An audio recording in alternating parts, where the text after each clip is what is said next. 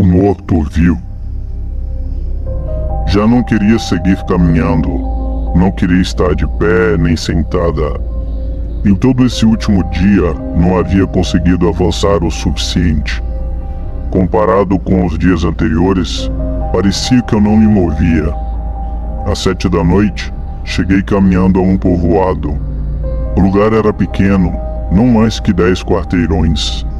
Esperava chegar a São José nessa mesma noite. Busquei algo de comer na beira da estrada, mas não encontrei nada. Atravessei o povoado inteiro em minutos, mas quando cheguei ao fim, decidi parar. A menos que eu conseguisse uma carona que me levasse a um lugar onde eu pudesse comprar um jantar e um café bem quente, a outra opção era ficar aí. Já não sabia o que fazer, nem como continuar. Do dinheiro com o qual comecei a viagem, já não restava nem 10%, o que não era o suficiente para pegar um ônibus, nem para pagar uma hospedagem. Era isto ou comprar comida. Além do desespero e do cansaço, tinha muito medo de continuar a pé, em caminhos escuros e perigosos. Sobretudo pelas histórias que contam a essas pessoas que vivem nesses povoados. Não cheguei aí por gosto próprio. Naquele momento, não tive escolha senão abandonar o lugar, agarrar minhas coisas e, com o coração partido, voltar à casa de minha mãe. A propósito, comecei essa viagem numa fresca noite de abril. Antes que escurecesse por completo, justo nos limites do povoado, dei com a mão e um carro se deteve. Observei o interior do veículo e vi que nos assentos traseiros viajava um homem, e que quem dirigia era uma mulher. Me apresentei de imediato ao subir e sentei-me ao lado da motorista.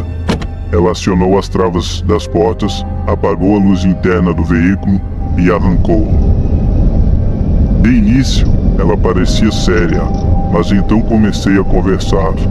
Contei a ela minha história. Talvez esse tenha sido meu grande erro. O que me havia passado e para onde eu ia. Só então escutei um pouco de calidez nas suas palavras. Em algum momento, me disse que trabalhava para uma igreja, precisamente no local onde eu estava esperando chegar. Me senti aliviada e pude relaxar no assento e descansar as costas. O homem atrás de mim não falava, não dizia nada e não respondia aos comentários que lhe fazia olhando por cima do ombro. Eu fazia isso para não me sentir estranha. Então me calei e tudo ficou em silêncio por alguns minutos. Não demorou e logo chegamos ao próximo povoado, onde fizemos uma parada. A mulher desceu e se dirigiu a um mercadinho. Eu fiquei esperando no carro. Ela não me disse quanto tempo demoraria, mas imaginei que fosse questão de minutos. Tinha fome, mas não me atrevi a descer. Não queria causar atraso àqueles que gentilmente me haviam dado uma carona.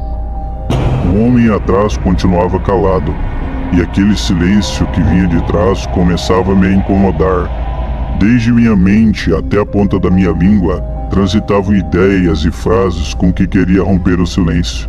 E até cheguei a pensar que aquele homem estava irritado porque a mulher parara para me dar carona. Ele não estava dormindo. Me certifiquei disso várias vezes. Via com os olhos bem abertos. Quando por fim eu ousei me virar para falar com ele, vi algo espantoso.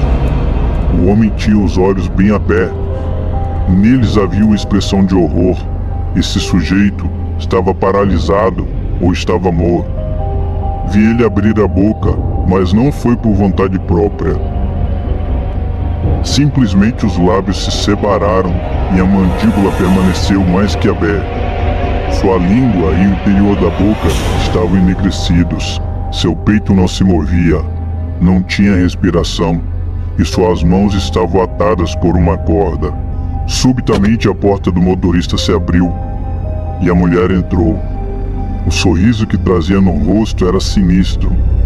Percebeu que eu estava olhando para o passageiro que vinha nos bancos traseiros. Então me disse, sussurrado no ouvido: "Não olhe para trás." Ela ligou o carro e voltamos à estrada. Eu já não podia me mover, paralisada de medo. Minhas costas já não tocavam o encosto, minhas mãos suavam e meu coração palpitava mais rápido e mais forte. Entramos em uma seção bastante escura, onde a mulher baixou a velocidade aos poucos, até que parou debaixo da única árvore que havia naquele trecho.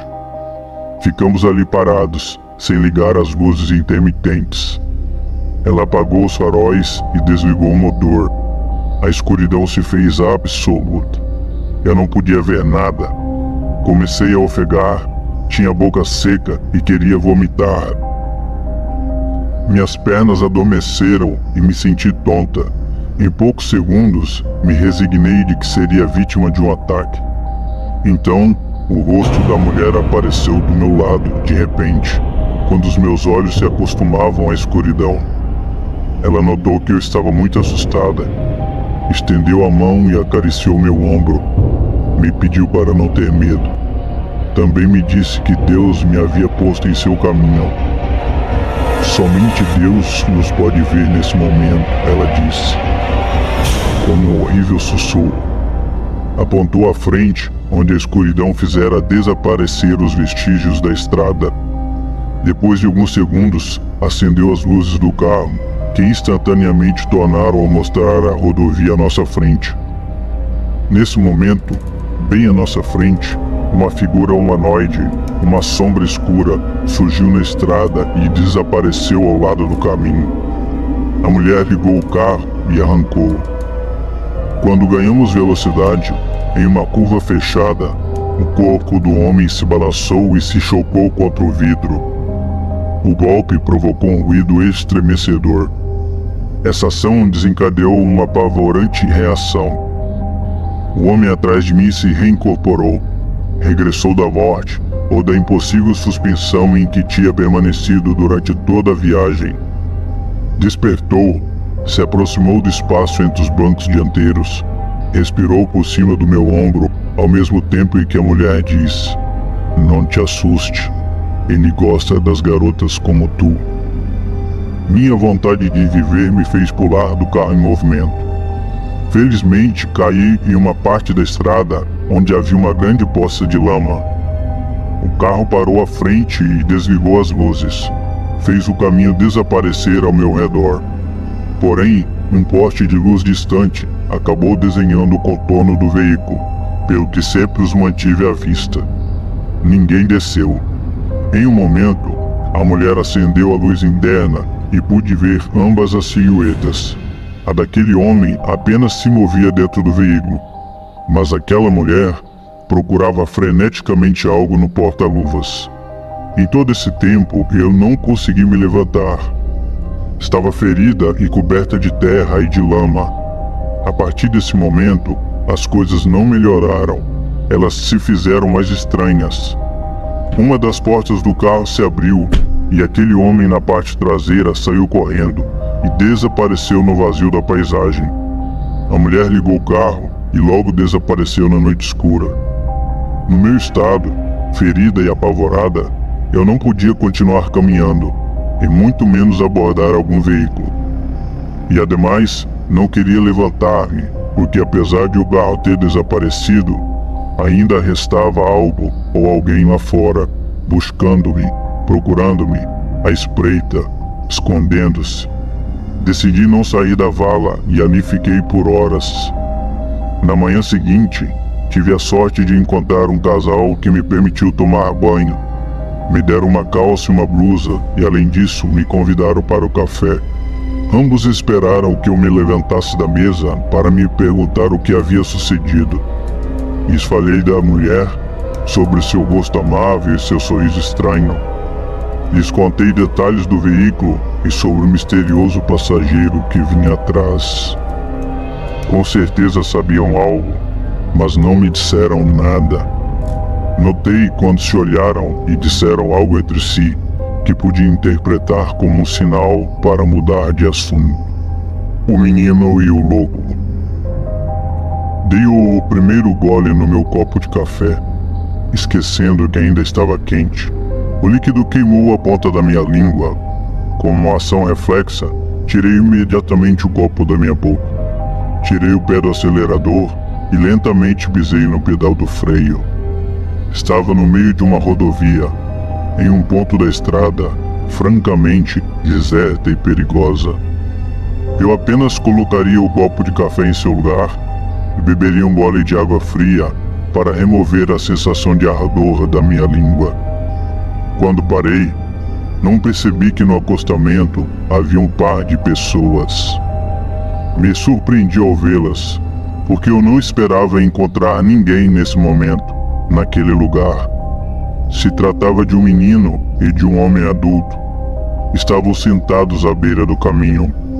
O menino aguardava que eu terminasse o que estava fazendo, então se aproximou da janela e me pediu ajuda.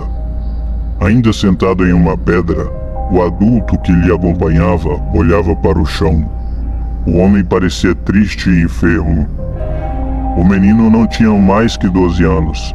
Vestia uma camisa e um casaco. Eu estava esperando sair dali o mais rápido possível. No entanto, me senti obrigado a ajudá-los. A essa hora, não passavam muitos veículos, e quem sabe quanto tempo já estavam ali esperando algum tipo de assistência. Ambos subiram. Aquele homem caminhou lenta e dolorosamente até a porta traseira do meu carro. O menino se sentou na frente, ao meu lado. Arrancamos. Eu os levaria não mais do que até a próxima parada, onde pudessem usar um telefone público e, com sorte, poderiam chamar uma ambulância. O homem nos assentos traseiros não deixava de queixar-se em voz baixa. Várias vezes olhei através do espelho, mas nem sequer pude ver seu rosto. Havia sentado exatamente atrás de mim. Se fez um silêncio de uns 20 minutos, em que minha mente deu várias voltas. E se fosse apenas uma armadilha para levarem meu carro, para me assaltarem, ou para me causar algum tipo de dano. Não é incomum que pessoas usem crianças para ganhar tua confiança. Sutilmente te forçam a parar. Quem teria o coração tão duro para ignorar o grito de auxílio de uma criança na vastidão da noite? De repente, olhei a mão direita do menino. Até esse momento, a havia mantido escondida dentro do casaco. Sua mão direita estava envolta em um pedaço de pano amarelado. Seguramente a havia arrancado de sua camisa, que era da mesma cor. Aquele pedaço de pano que envolvia sua mão estava coberto de sangue. Pensei imediatamente que eles teriam sofrido o ataque de um animal selvagem, porque além de tudo, na mão da criança parecia faltar um par de dedos. Senti compaixão, empatia e um pouco de pena. Quis acender a luz interna do carro para poder ver um pouco melhor as condições em que os dois se encontravam. Levantei a mão, mas o menino me pediu que não a acendesse. Nesse momento, notei que não havia travado o cinto de segurança e pedi que o travasse, mas claramente estava incapacitado em razão da horrenda ferida que trazia na mão. "O que aconteceu com sua mão?" perguntei. O menino escondeu de novo no casaco e não respondeu. Os gemidos do sujeito que vinha atrás se fizeram ainda mais sonoros. "Que lhe passou a seu pai?" perguntei, supondo que de fato o sujeito era o pai dele. "Ele não é meu pai", me disse o menino. Era uma resposta coerente. Contudo, instantaneamente senti calafrios que me percorreram o corpo todo. Passaram vários segundos, então o menino resolveu falar. "Não está vendo? Nem sequer é uma pessoa. Não vês que não é humano?" Quis crer que havia escutado mal e lhe pedi francamente com medo que me repetisse o que acabara de dizer. Olhei simultaneamente pelo espelho retrovisor. Nos bancos traseiros já não havia nenhum homem. Agora havia um animal grande, com pelos escuros e um olhar diabólico. Era como um enorme cão ou um lobo feroz. Pisei no freio como única reação, como única opção. O menino levantou a mão ferida, com o intento de impedir qualquer coisa que eu estivesse a ponto de fazer. Não tenha medo, disse o pequeno. Ele não vai te fazer nada. Acaba de comer. Ao ver sua mão mutilada, senti sua própria dor. Até pude imaginar a ferida latejando, os nervos paralisando o braço, agudizando por vezes o tormento. Naquele momento, o carro já estava parado, mas não sabia como tirá-los do carro sem ser atacado. O estranho animal então pulou pela janela. O menino saiu do carro sem pronunciar nenhuma palavra, e não vi mais do que suas costas. Quando arranquei, vi pela última vez pelo espelho a esse homem e ao menino. Ambos desapareceram na escuridão quando deixei o lugar. Antes daquele estranho incidente, não tinha planejado parar até chegar a meu destino. Porém estava morto de medo e tinha urgência de ir ao banheiro e terminar meu café que ainda estava quente. Na próxima parada, encontrei o posto de gasolina fora de serviço. Do lado, uma cafeteria estava atendendo com as portas fechadas. Pedi que me permitisse usar o banheiro. O atendente abriu a porta do estabelecimento e me indicou o caminho. Quando voltei, meu pedido já estava pronto e embalado. Antes de me entregá-lo, me perguntou se eu estava bem. Lhe contei pelo que eu havia passado. Esse homem me escutava, mas não se via surpreendido. Pensei que não acreditava no que eu dizia, mas quando terminei de falar, apontou para o meu carro. Ao lado dele estava aquele enorme lobo. Apenas aquela enorme e grande besta. Te está cuidando, disse o atendente. Me entregou a comida que eu pedira como desculpa para usar o banheiro e fechou a janela da cafeteria. Aquela criatura se escondeu nas sombras de uma árvore na extremidade do estacionamento. Caminhei até o carro, temendo ser atacado. Tomei novamente a estrada. Olhava o tempo todo pelo espelho retrovisor, buscando algum detalhe, um rosto, uma sombra me perseguindo. Quilômetros adiante, encontrei uns troncos bloqueando parte do caminho. Quando me aproximei, vi que ao lado da estrada, 3 homens estavam caídos. A cena era brutal. Junto dos corpos, sobre o asfalto sujo, um machado e 2 armas de fogo. Os homens estavam mortos, mas as feridas pelas quais haviam sucumbido não eram disparos. Tinham profundas dentadas, espantosas mordidas que haviam deixado a pele e os músculos expostos.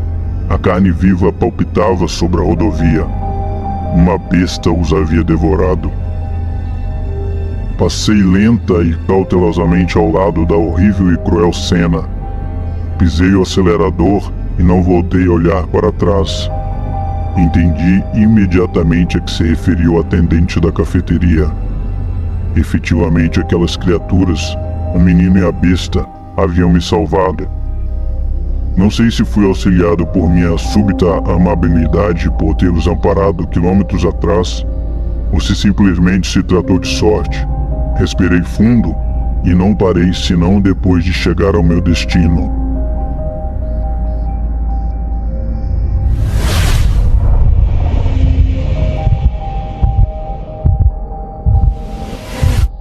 Obrigado por escutar essa história. Se você gostou, comente, compartilhe e deixe seu like. Para não perder os próximos vídeos, inscreva-se. Para ser dos primeiros em escutar, ative as notificações. Por hoje é só, nós nos vemos em breve em Minha História de Terror.